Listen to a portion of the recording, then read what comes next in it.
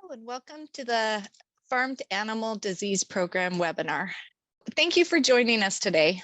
My name is Alana Wilson and I'm a manager of programs here at IAF. With me on the panel today is Graham Knox, the Director of Emergency Management at the Ministry of Agriculture and Food.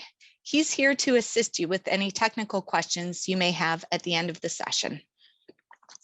The Farmed Animal Disease Program is funded by the Government of BC through the Ministry of Agriculture and Food and delivered by the Investment Agriculture Foundation of BC. So here's the agenda for the information session today. We'll start with some short introductions to the IAF and the Farmed Animal Disease Program. We'll then cover who can apply and what activities are eligible through the program. We'll review how to apply to the program, and we'll end with some time for some questions and answers. Please submit any questions via the Q&A chat box, and after the presentation, we'll do our best to address all the questions. If we don't get the opportunity to respond to your question today, we will follow up directly by email. Also, please keep in mind, I'll be reading out the questions so the other participants can hear them. So do not provide any confidential information or any information that you would not want shared with the group.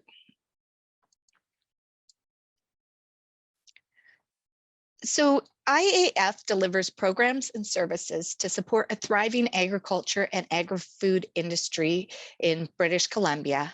With 25 plus years of experience, IAF is recognized as a leading provider of high quality and cost-effective program delivery services for the agriculture and agri-food sector in BC.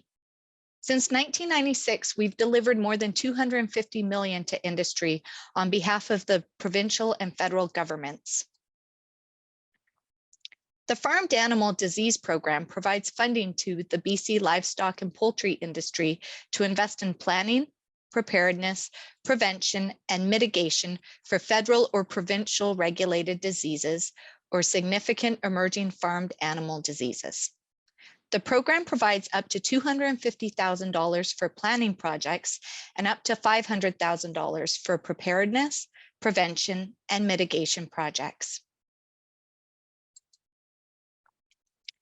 Program objectives are to improve planning for farmed animal disease incidents impacting the province through the creation of new plans, updating of existing plans, providing training on the use and implementation of plans, and conducting training exercises and drills to ensure the effectiveness of plans and further revise as necessary. To improve response outcomes to animal disease incidents through increased availability of necessary resources and trained responders to manage responses and carry out required actions. And to increase the prevention and mitigation for farmed animal disease incidents to reduce their potential impact on producers and the province. Eligible applicants to the program are BC livestock and poultry industry associations or similar type organizations. Industry associations can apply on behalf of groups of individual producers.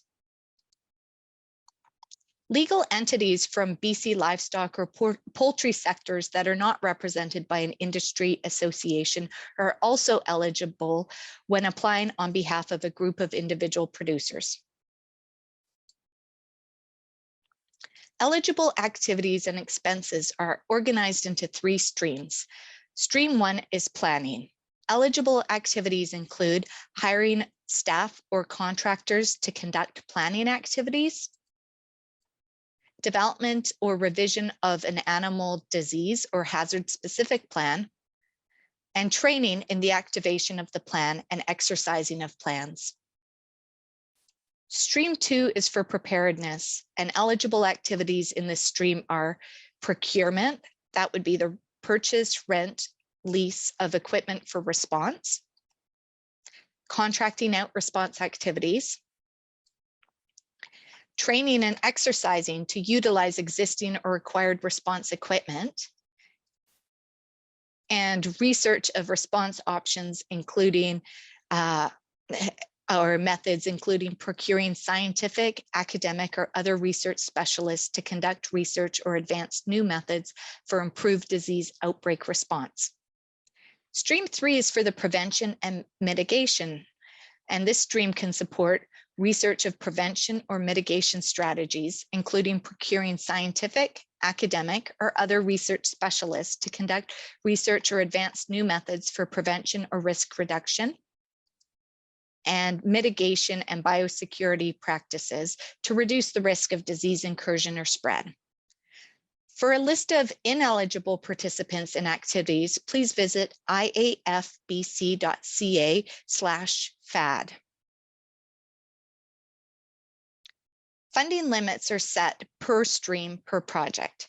Applicants can apply to multiple streams, but they will need to apply for each stream separately and can only have a single project per stream underway at once. There is no lifetime maximum funding limit per applicant.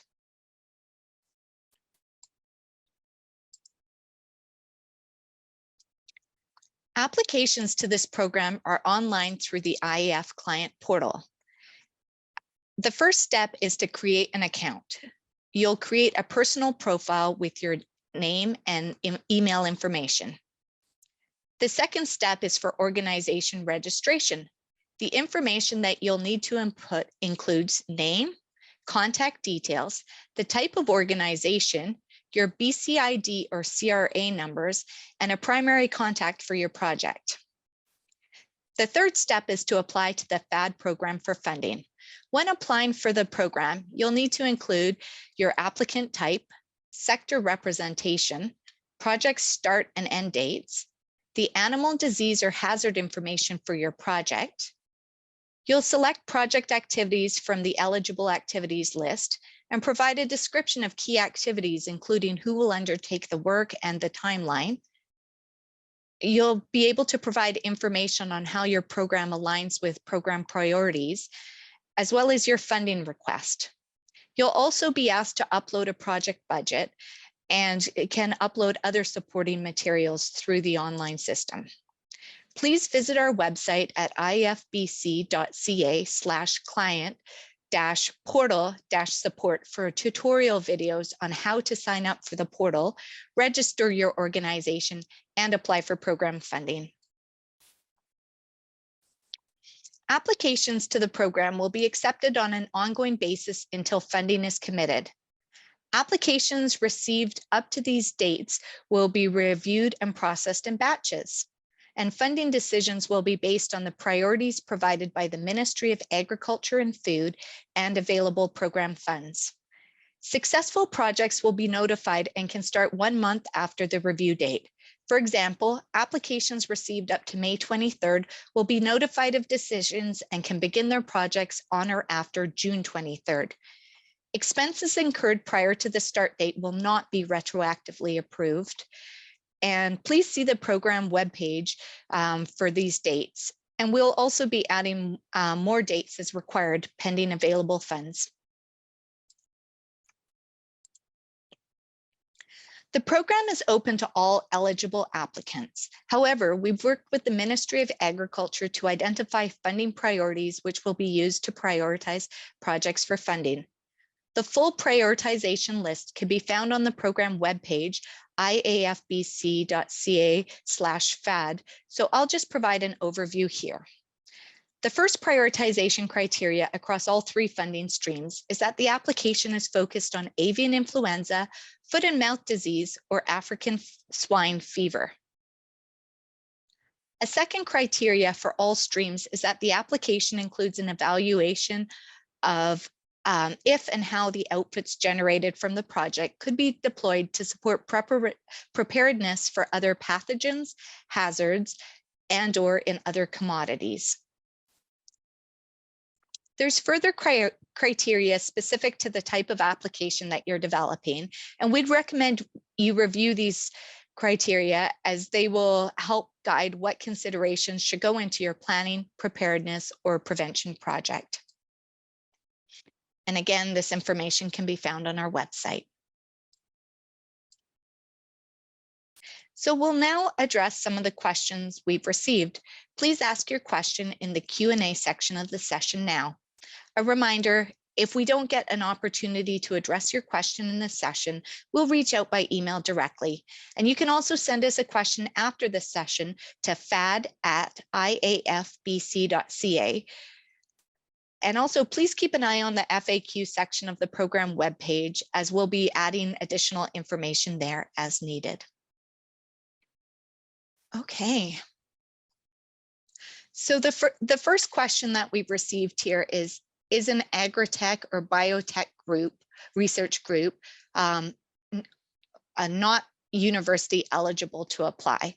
And through this program, that would not be an eligible applicant.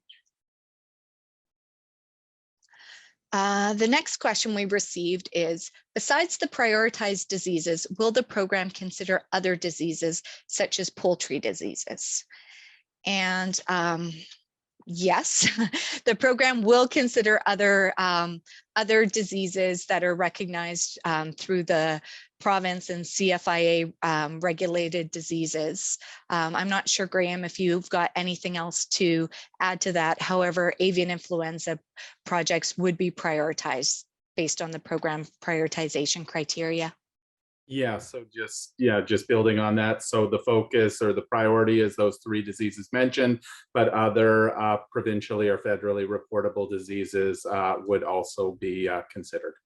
Emerging diseases, obviously, that create a significant threat would be considered as well, even if they're not yet listed as a federally or provincially reportable disease. So the next question we've received is, can we apply for multiple streams with the intention of them running successfully? And the answer to that is yes, provided your organization has the capacity to run more than one project at once, you would be able to apply for multiple streams. What you can't do is combine activities from different streams into a single project. You would need to apply for a stream 1 project separately from a stream 2 project, but yes, they can be running simultaneously. So I am not seeing any more questions at this time. A reminder too, if you have questions that you'd like to reach out to us directly, please feel free to send them to fad@iafbc.ca, and we're also available to answer questions via email. Okay. We've got another question has come in. Says, my company is looking at developing avian influenza and an African swine fever tester for the eligible applicant and the industry in general. Would our research and development costs qualify as an expense for the eligible applicant? So if I'm understanding this correctly, they would be, your company would be contracted as part of a project where they would be procuring research costs or incurring research costs towards swine fever and avian influenza.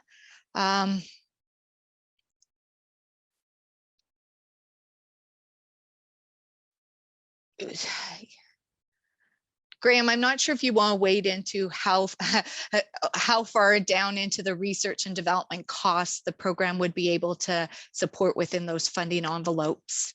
Yeah, so I guess I'd start by saying, so the idea here is we made ineligible, directly companies, etc. So if in consultation and working through one of the eligible participants, like an industry association that want to bring forward those sorts of projects, that could be covered. Obviously, it's just focused around working with an eligible folks, and the thinking there is wanting to ensure that we're getting the best bang for the buck and that industry supportive of that sort of research. So that's why we didn't want individual companies or research applying directly.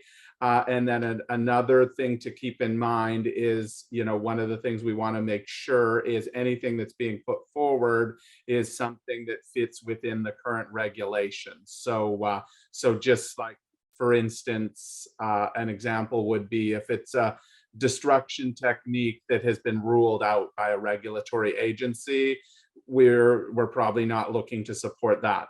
So as long as there's a openness to that technique or piece. So yeah, hopefully that helped. Thank you for that clarification. So again, I'm not seeing any more questions, and just a reminder, we're happy to answer your questions directly. And also a reminder to please visit the website, as there is quite a bit of information listed there. Okay, I do have one more comment to participants. Some of the attendees have put in questions anonymously, so we can't necessarily link them to your email address. So for those who have questions that we aren't able to answer here today, please send your questions to fad@ifbc.ca, and we will answer them via email. So just please reach out directly with your questions if you've submitted them anonymously, as we don't want to, as we won't necessarily be able to get you your answers otherwise. So fad@ifbc.ca. And see nothing further. Thank you all for joining us today. Oh, Graham, I see your hands up. Yeah, I just wanted to say that folks are probably aware there's a variety of different funds that have been announced at year end. And so obviously we're focused here today on the Farmed Animal Disease Response Fund, but there may be projects, et cetera, related to emergency management that could fit into one of the other projects, the Food Security Emergency Planning and Preparedness Fund. So, there'll be more information on that one obviously coming out, but if there is a piece that may not fit, or there's a need for additional funds, if this fund is exhausted, there may be some parallel opportunities for some projects or others that folks have in mind, whether it's animal disease or broader natural resource, natural hazards. So just wanted to add that and make people aware and put that on your radar. Thank you for that update. And thank you for joining us today, Graham. And thank you to all the participants. And please reach out should you have any further questions. Thank you very much.